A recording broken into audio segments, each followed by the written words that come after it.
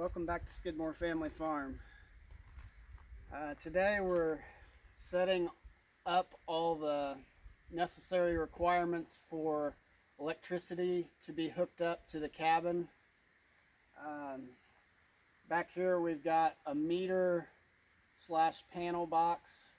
Basically what that is it has your electrical meter and a breaker box built into one. It has a 200 amp service wire breaker built into it, so I can run outlets out of that or circuits for a welder, and then I can also tap into that and pipe out of it to the cabin once it's hooked up. Or I could do it beforehand, but the cabin's not done yet. So basically what that means is once I build this, we'll set it in the ground, and the power company, or first it has to be inspected. County inspector will come out, look at it, check it out, make sure I've got my ground rods, anchor, tension wire anchor on the pole, that type of thing, making sure that the wire's the right size, all the stuff that an inspector is going to normally check. And they'll pass it, hopefully with no problems. Once they do that, the power company can be contacted. They'll come out here. They've already done their survey. They told me where to place the pole.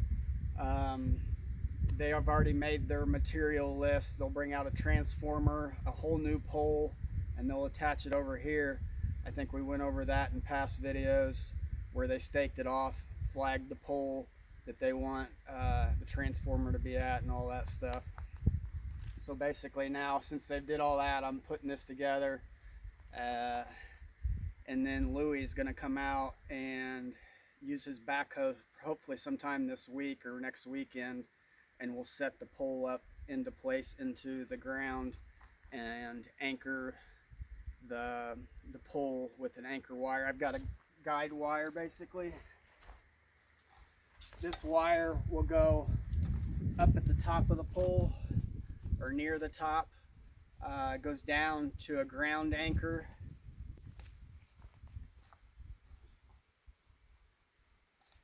which this screws in the ground right here. We'll screw that in. The wire loops through this. We put a clamp on it.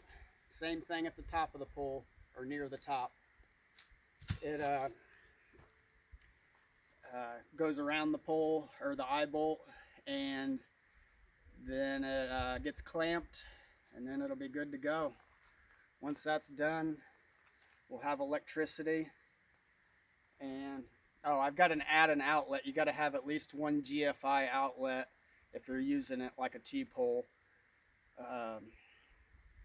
and they usually just check that and make sure that it's not grounded out. So we'll add one circuit on the panel, and then the open 200 amp panel, or the 200 amp breaker, will be for the cabin itself. So this is an all-in unit device, all-in-one unit. It basically combines the two for temporary use, or like we're doing, we're gonna have the pole over here, and then I can pipe from the meter to the cabin, so we can do it in advance and not have to wait till the cabin's built, all the electrical's done, and then hook the meter up to the house, which is how most residential neighborhoods are. You have your meter on their garage side typically. It's back to back. Your panel is on the inside of the garage with all your breakers on it, and then your meter's on the outside, and they're have the wall sandwiched in between the two.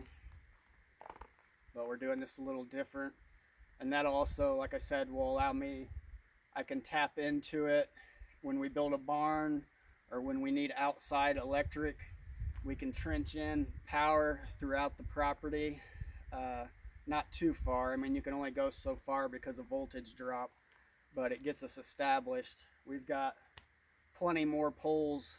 We've got 3 or 4 this way, and I think 2 this way before the property line. So we still have other options if we need power farther down, and we've got the generator now, so if we're down at the other end or up on the mountain, we can always take the generator for electricity.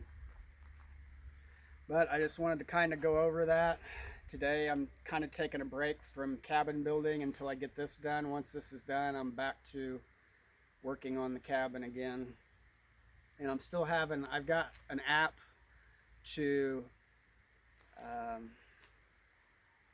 basically edit my videos, and it's messing up. I paid money for an app and I think they fixed it. I called and complained about it and sent them some feedback that I wasn't too happy that I paid for an app and it won't even,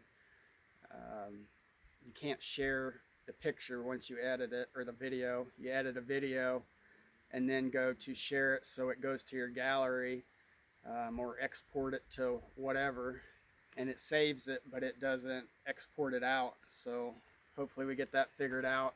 I've got lots of video of bringing the lumber in off the work truck and unload it with the tractor, building walls, all the decking and all that stuff. So you might see this video before you see the work on the cabin, just because of that editing issue. I'm trying to, I don't really like editing, but it's hard to have all kinds of different videos and just play a video that's unedited because you don't have any clue what's going on.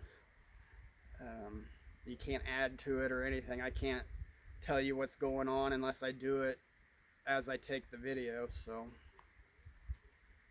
that being said, I'm gonna get back to work on this, and we'll see you in the next video. If you haven't subscribed, please subscribe to Skidmore Family Farm.